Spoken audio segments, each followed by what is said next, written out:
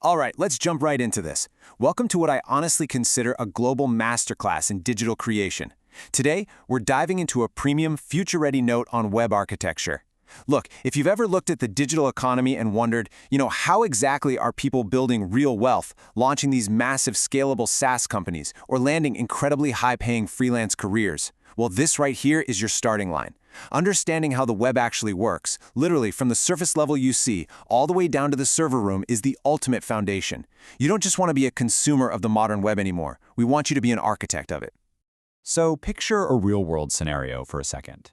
What actually happens when you hand over your credit card details to a beautiful online store? You click a button, a little loading spinner pops up for a second, and then boom, your order's confirmed. Honestly, it feels like magic, right? But underneath that sleek, minimal design is a massively complex, beautifully orchestrated system of technologies. Every single time you interact with a web app, you're engaging with multiple layers of code that are quite literally driving the modern digital economy. Here's a quick look at the agenda for our mentorship session today. First, we'll cover the modern web opportunity. Then, the simple difference between front-end and back-end. Next up, building the front-end experience, powering the back-end engine, connecting the web system, and finally, mapping out your full-stack future. Okay, Section 2, the simple difference, front-end versus back-end.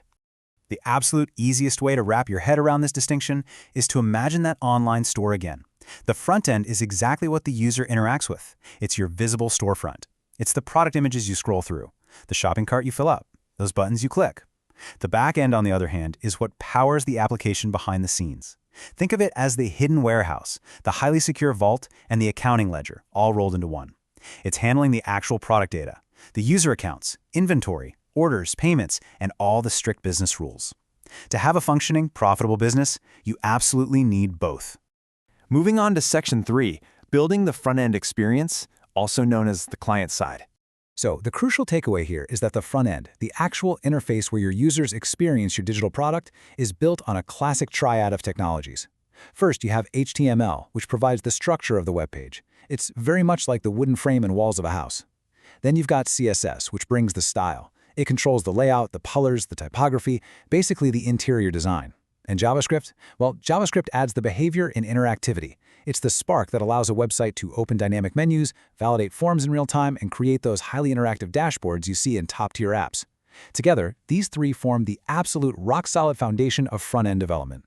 But look, as you grow as a founder or a developer, trying to build massive applications with just raw HTML and CSS can get overwhelming fast. So what's the solution? Components. A component is simply a reusable piece of an interface. Think of a navigation header or a product card. Modern industry-standard frameworks like React, Vue, and Next.js allow you to build these components just once and then reuse them anywhere across your app. This is exactly how professional startups scale their work so efficiently. They aren't coding every single page from scratch. They're building a smart library of reusable parts. Now, I want to be clear about something. Front-end development is not just about making things look pretty. A premium digital product absolutely must adapt to all screen sizes, from massive desktop monitors all the way down to smartphones. That is responsive design.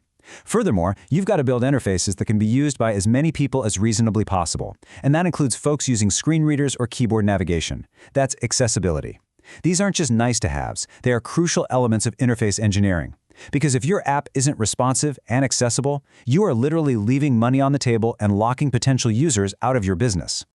All right, Section 4, powering the back-end engine, also known as the server side. This is the hidden engine of the application. It's where your heavy business logic, your airtight security mechanisms, and all your data processing actually live. Backend developers use various programming languages to build these servers. Node.js is incredibly popular right now because it lets teams use JavaScript across both the front end and the back end, a real game changer. Then you have Python, which is an absolute powerhouse, especially if you're looking to integrate AI, machine learning, and automation into your web apps. And of course, you've got industry staples like Java, PHP, Go, and Ruby. Ultimately, the language is just a tool. The core goal is building a robust, secure engine for your business. And what is that engine usually protecting and managing? Your data. Databases are the persistent memory of any business. Without them, your app forgets literally everything the second a user closes their browser window. There are two main types you need to consider here. First, relational databases like PostgreSQL or MySQL. These organize information into highly structured tables, perfect for strict predictable relationships, like matching a specific user to a specific order. On the flip side, we have NoSQL databases, like MongoDB or DynamoDB, which offer much more flexible data models. Choosing the right database is a massive architectural decision, because it's exactly how you store your user accounts, your inventory, and your revenue data safely. Which brings us to Section 5, connecting the web system. How do they actually communicate? So you might be wondering, how do these two completely different environments, the front end and the back end, actually talk to each other? The answer is an API, or Application Programming Interface. It's actually a super simple concept. An API is just a bridge. When a user wants to see their profile, the front end sends a request across this bridge. The back end receives it, goes and gets the data, and sends it right back across. Developers typically use architectural styles like REST or GraphQL to format these requests, making sure both sides understand exactly what's being asked for. Let's ground this in a real-world scenario so you can really visualize it. Think about the request-response cycle. This is essentially the heartbeat of the internet.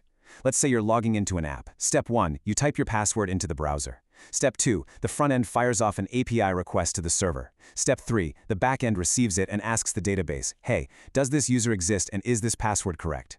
Step 4, the database replies back. Step 5, the backend sends an API response back across the bridge saying success. And finally, Step 6, the front end updates the interface to show your private dashboard. And the crazy part, this entire cycle happens in literal milliseconds. Now, because we are passing highly sensitive data back and forth, security is completely non-negotiable here.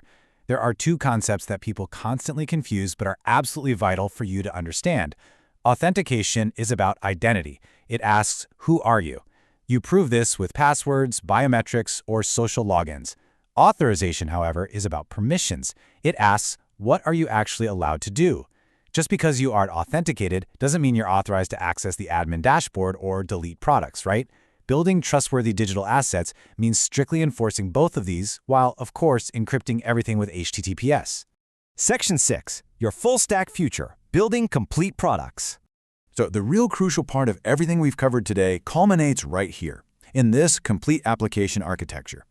When you master both the front end and the back end, you become what we call a full-stack developer. You can see the whole arc. It flows from the user, to the UI, through the API, into the heavy business logic, down to the database, and all of it rests safely on modern infrastructure like Docker and cloud platforms. When you finally see the big picture, you realize these aren't just isolated coding languages. This is one unified, highly efficient machine designed to solve real problems and generate massive value. And honestly, the best part?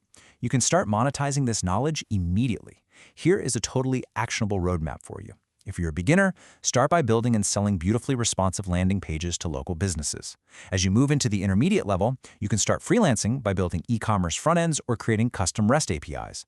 And when you reach that advanced tier, that's when you're building subscription SaaS applications, deploying your own AI-powered web platforms, and truly unlocking digital wealth. You don't have to learn it all overnight, but every single new layer you master drastically increases your value in the market. As you continue your learning journey from here, I want you to remember this fantastic quote from our source material. The front end and back end are not two completely independent worlds. They are parts of one system. A gorgeous front end is completely useless if the back end drops the ball on processing a payment. And a massively powerful back end is just as useless if the front end is too confusing for a customer to navigate. True architectural power comes from respecting and connecting both sides of the coin. We have covered a ton of ground in this note today, from the absolute basics of HTML and CSS, all the way to the deep complexities of databases, APIs, and cloud infrastructure. You now have a solid, highly professional mental model of how the digital world operates right behind the screen. You are smarter, more capable, and completely future-ready. The tools to build incredibly powerful, profitable businesses are literally right at your fingertips. So my final question to you is this. Now that you understand the architecture of the modern web, what are you going to build first?